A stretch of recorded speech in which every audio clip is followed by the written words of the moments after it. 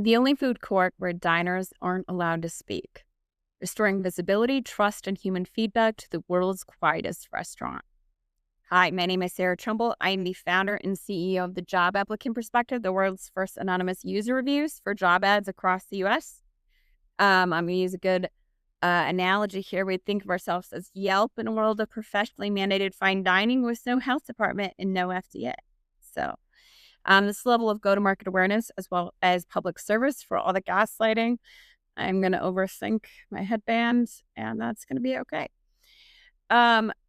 Regardless, no, we see, and again, I'm running a paradigm shift, so I'm looking to meet people where they are at in a variety of ways because this paradigm shift affects hundreds of millions of people, which means there's hundreds of millions of different viewpoints out there. And so education is the name of the game, and also meeting people with the medium, with the message in the medium that best suits them, which includes, in this case, video, audio, as well as written format. This comes from my Substack.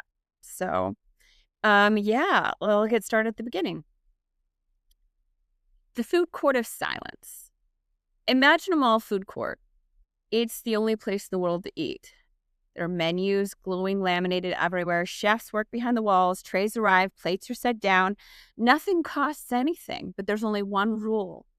You're not supposed to say how the food was. If asked, the only acceptable response is the food was delicious, or silence.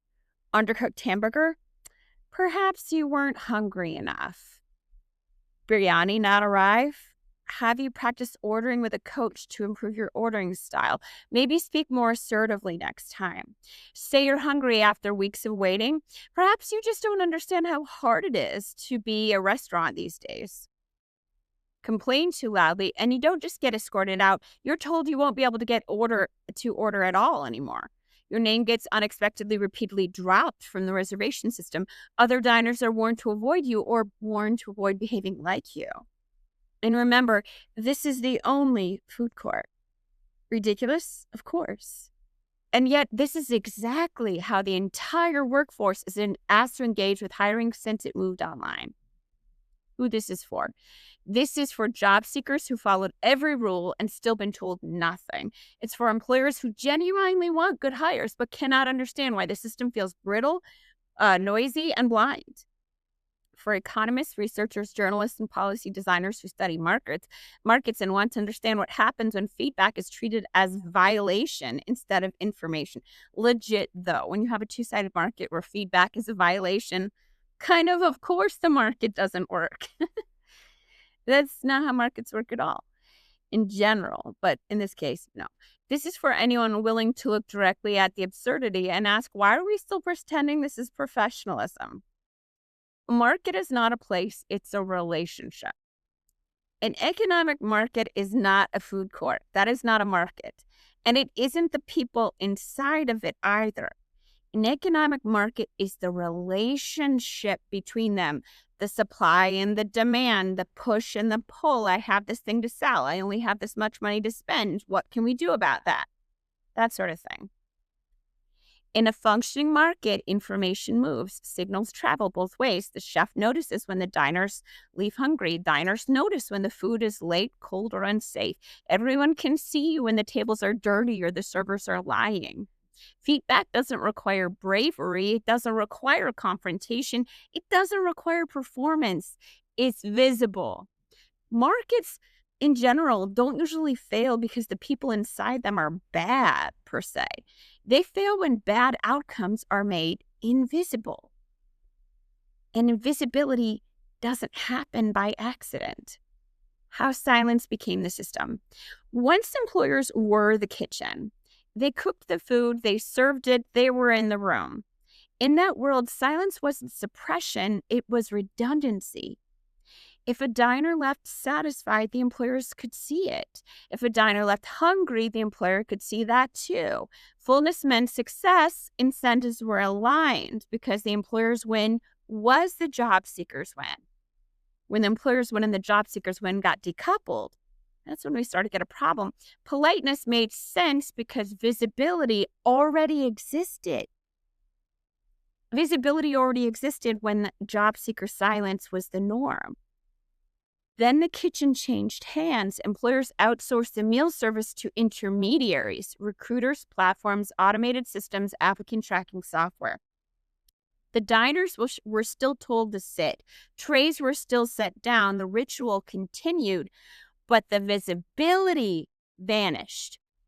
The old norm stayed in place. Professional diners don't complain, even though the conditions that made silence harmless no longer existed.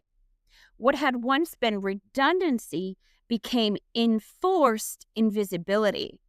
But this invisibility wasn't neutral, it was financially useful. In the new system, success no longer required satisfied diners, it required present diners. The intermediary didn't need the meal to land, it needed the diner to keep being in the restaurant. In the new kitchen, hunger wasn't a failure, it was recurring revenue. So the performance of professionalism norm hardened, but not for the operators of the restaurant towards the diners, only for the diners mandated to eat there. This isn't about villainy, it's about design. A system that profits from friction cannot allow clear signals from the people experiencing it. Feedback would collapse the illusion. Visibility would force accountability. It's less about villainy and more about visibility. This problem isn't that intermediaries arrived. That's fine. It's that the silence norm designed for a different kitchen stayed in place. The old hiring norm of don't complain wasn't suppressing information. The information was already visible through other unofficial channels. Local people and regional areas already were helping share that information. Employers were already getting feedback from newspapers who could see that they kept reposting roles. These sorts of things might be unofficial, but it's not feedback. When the kitchen changed hands, the silence norm did not update. Now you have a norm that says diners don't speak, an intermediary whose profit comes from the process, not the resolution, and no other channel for feedback to flow. Enforced invisibility in a market where the middleman profits from engagement but not resolution, talent shortages and resume spam, the long-term or underemployment of the U.S. population, aren't a bug. They're the definition of a predictable outcome. Let me say it again. Enforced invisibility in a market where the middleman profits from engagement but not resolution, talent shortages and resume spam, aka the long-term unemployment or underemployment of the U.S. workforce, is not a bug. It's the definition of a predictable outcome. George Akerlof won a Nobel Prize in economics for predicting precisely this type of thing. Check the research. The interventions proposed here are grounded in a combination of economic theory, behavioral research, and applied work on online labor markets. They demonstrate that restoring signal transparency and accountability is both possible and evidence-based. I used Akerlof's Market for Lemons for Shea and Troll platform competition in two-sided markets. From lemon markets to managed markets, the evolution of eBay's reputation system. Stanford Institute for Economic Research did a good one on Uber ratings and performance. And then my own work, a category error in the talent acquisition industry.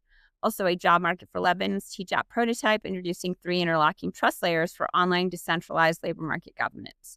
A way to see what we're building and how we plan to protect the market against gamification as we scale. So I know I use a lot of big words there, but can't help it. I need the accurate words to describe the thing that I'm trying to describe. In general, a different way to think about flow. In most hiring systems, flow is treated as throughput. More applicants, more postings, more movement. But real flow doesn't come from motion, it comes from information. Imagine feedback not as disruption, but as signal.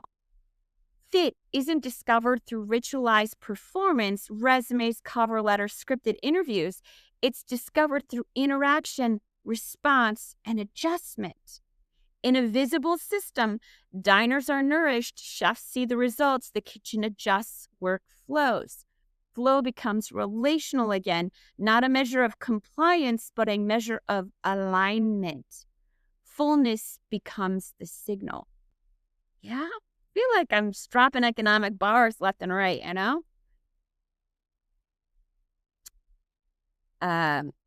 So yeah, the job applicant perspective, introducing it. TJAP is a space designed to restore visibility to the hiring relationship. Excuse me, I went too far up. TJAP's, excuse, it recenters the market around what actually happens, not just what's posted, processed, or performed. TJAP is for job seekers to participate as active signalers rather than silent diners, able to describe outcomes, not just experience them. Employers and recruiters to see where hiring succeeds or breaks down through lived results, not proxy metrics. System designers and policymakers to imagine labor markets where satisfaction, fit, and resolution are meaningful signals, not externalities. TJAP doesn't assign blame, it makes feedback visible. It restores memory to the hiring market. Again, game theory people must be just dying having to witness this hiring market as if it's like functional or real. Like, stop. Like, it's like you're so obvious. It makes feedback visible, restores memory. By restoring visibility and memory, TJAP restores function, reintroducing trust, agency, and informed choice into a system optimized for engagement without accountability. It's just a slot machine for resumes because accountability is unprofessional, but only accountability for the vendor selling the product. It's really, the logic got lost. It helps create hiring systems that actually serve the humans who generate their value and ultimately their viability. Again, the vendors in this market exist only because job seekers do, but they're extracting from job seekers, not delivering to them. We have to change that around. Closing, return to the restaurant. Any system that requires the silence from the people that drive its revenue and it relies on for its evident existence isn't professional. It's not. It's afraid. That's all. It's just afraid. It's afraid of feedback. It's afraid of visibility. It's afraid of discovering what its signals would reveal. That fear has shaped online hiring for decades, but it isn't incapable of changing. It's just scared of it. That's all. This constant not saying what we mean and constant, oh, there's a reason we can't do this, and a reason we can't do this, and a reason we can't do this. This isn't logic. This is just fear. That's all it is. The kitchen can be restored. Diners can be heard. Fullness can matter again. And the absurdity that we've normalized can just be a thing that we screwed up on. We did it. It was an error. It was a mistake. And now we don't do that anymore. We don't have to do this anymore. We can update our mental systems one achievable human step at a time. Yeah, that's the main part of the blog. I take some insight. There's a systems theorist, John Sternman, had made a speech about sometimes our mental systems are some of the hardest to update. I forgot where he made the speech. It was good. He's right. It is. But it can be done. People do it all the time. It just takes like doing.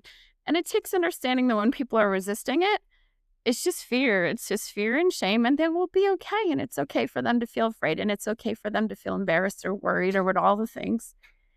And they will be okay too.